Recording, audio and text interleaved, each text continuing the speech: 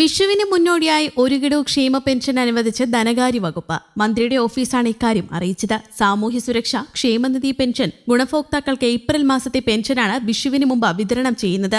ഇതിനായി 820 കോടി രൂപ അനുവദിച്ചതായി ധനകാര്യമന്ത്രി KN ബാലഗോപാലാണ് അറിയിച്ചത്. 62 ലക്ഷത്തോളം പേർക്കാണ് 1600 രൂപ വീതം ലഭിക്കുന്നത്. അടുത്തയാഴ്ച ഗുണഭോക്താക്കൾക്ക് പെൻഷൻ ലഭിച്ചു തുടങ്ങും. വിഷുവിന് മുമ്പ് മുഴുവൻ പേർക്കും പെൻഷൻ ലഭിക്കുന്നുവെന്ന് ഉറപ്പാക്കാൻ ധനകാര്യമന്ത്രി നിർദ്ദേശിച്ചു.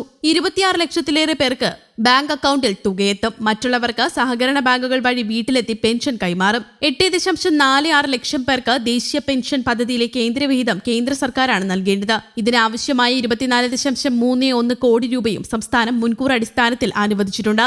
ഈ വിഹിതം കേന്ദ്ര സർക്കാരിന്റെ PFMS സംവിധാനം വഴിയാണ് ഗുണഭോക്താക്കളുടെ ബാങ്ക് അക്കൌണ്ടിലേക്ക് ക്രെഡിറ്റ് ചെയ്യുന്നതെന്നും ധനകാര്യമന്ത്രിയുടെ ഓഫീസ് അറിയിച്ചു. പണഞ്ഞെരുക്കം കാരണം കുടിശ്ശികയായി ക്ഷേമ പെൻഷൻ ഈ സാമ്പത്തിക വർഷവും അടുത്ത സാമ്പത്തിക വർഷവുമായി നൽകുമെന്ന് മുഖ്യമന്ത്രി പിണറായി വിജയൻ നിയമസഭയിൽ വ്യക്തമാക്കിയിരുന്നു. കേന്ദ്ര സർക്കാർ നയങ്ങൾ മൂലം സംസ്ഥാനത്ത് കനത്ത സാമ്പത്തിക ഞെരുക്കം തുടരുമ്പോഴും പെൻഷൻ കുടിശ്ശികയില്ലാതെ വിതരണം ചെയ്യുകയെന്ന സർക്കാരിന്റെ ദൃഢനിശ്ചയമാണ് നടപ്പാകാൻ പോകുന്നത്. പെൻഷൻ വിതരണത്തിന് ആദ്യ മുൻഗണന ഉറപ്പാക്കുന്നു. ഇന്ത്യയിലെ ഏറ്റവും സമഗ്രമായ സാമൂഹ്യ സുരക്ഷാ പെൻഷൻ പദ്ധതി നടപ്പാക്കിയിട്ടുള്ളത് കേരളത്തിലാണ്. ഇതിനാവശ്യമായ പണത്തിന്റെ 98% സംസ്ഥാനം കണ്ടെത്തുന്നു. 2% താഴെ മാത്രമാണ് കേന്ദ്രവിഹിതമുള്ളത്. 62 ലക്ഷം ക്ഷേമ പെൻഷൻ ഗുണഭോക്താക്കളിൽ 6.8 ലക്ഷം പേർക്കാണ് ശരാശരി 300 രൂപ വരെ സഹായം കേന്ദ്ര സർക്കാരിൽ നിന്ന് ലഭിക്കുന്നത്. കേരളത്തിൽ പ്രതിമാസ പെൻഷൻകാർക്ക് ലഭിക്കുന്നത് 1600 രൂപയുമാണ്. ബാക്കി മുഴുവൻ തുകയും സംസ്ഥാനം കണ്ടെത്തിയിരുന്നു. വാർദ്ധക്യ, വികലാംഗ, വിധവ പെൻഷൻ ഗുണഭോക്താക്കൾക്ക് മാത്രമാണ് നാമമാത്ര കേന്ദ്ര പെൻഷൻ വിഹിതമുള്ളത്. അതേസമയം ധനബില്ലിലൂടെ കേന്ദ്ര സർക്കാർ ജീവനക്കാരുടെ പെൻഷൻ ആനുകൂല്യം പരിമിതപ്പെടുത്താനുള്ള നീക്കത്തിനെതിരെ ലോക്സഭയിൽ പ്രതിപക്ഷം രംഗത്തെത്തിയിരുന്നു.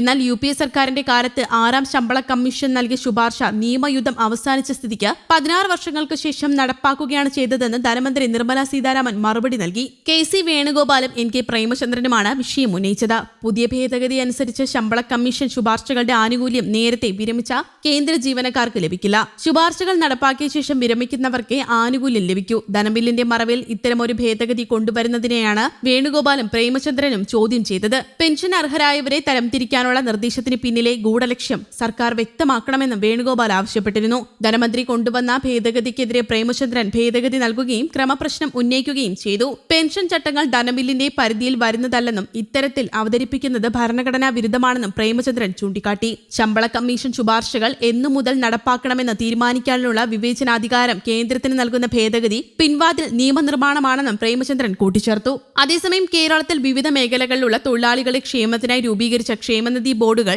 കടുത്ത പ്രതിസന്ധിയിലാണെന്ന് പ്രതിപക്ഷ നേതാവ് VD സതീശനും ആരോപിച്ചു. 1 കോടിയിലധികം തൊഴിലാളികൾ പങ്കാളികളായ 31 ക്ഷേമനിധി ബോർഡുകളിൽ 15 എണ്ണം ഗുരുതര പ്രതിസന്ധി നേരിടുമ്പോഴും അത് മറച്ചുവെക്കാനാണ് സംസ്ഥാന സർക്കാർ ശ്രമിക്കുന്നതെന്ന് പ്രതിപക്ഷ നേതാവ് ആരോപിച്ചിരുന്നു.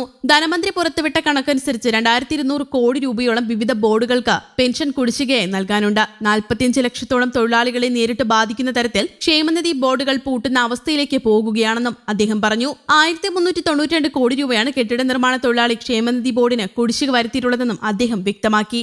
News desk, Kerala Kaumudi.